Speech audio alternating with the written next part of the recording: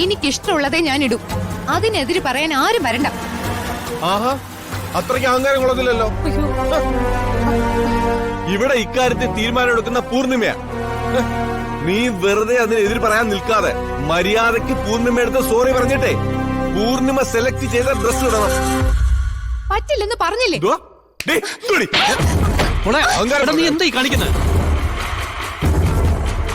സഹദേവേട്ടാ,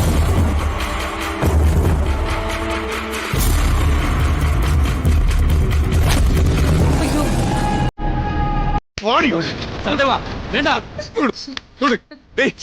പൂർണിമയുടെ sorry പറഞ്ഞേ.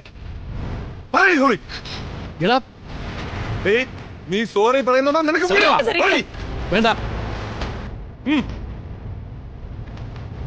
Sorry.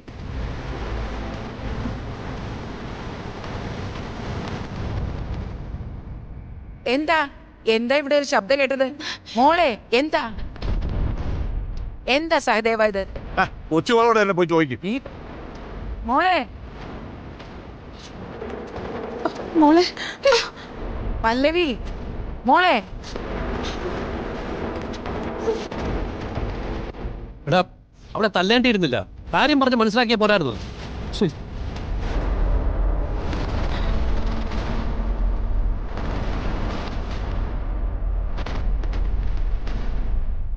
ഋത്തിക്ക് അവൻ കല്യാണം കഴിക്കേണ്ട പെണ്ണിനെ തെരഞ്ഞെടുക്കാനുള്ള സ്വാതന്ത്ര്യം പോലും ഇല്ലായിരുന്നു.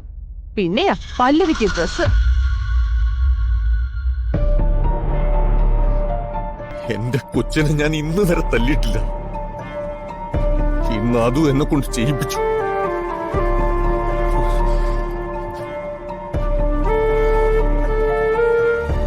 ഇതിനെല്ലാം ആ പൂർണിമയെ കൊണ്ട് ഞാൻ കണക്ക് പറയിപ്പിക്കും.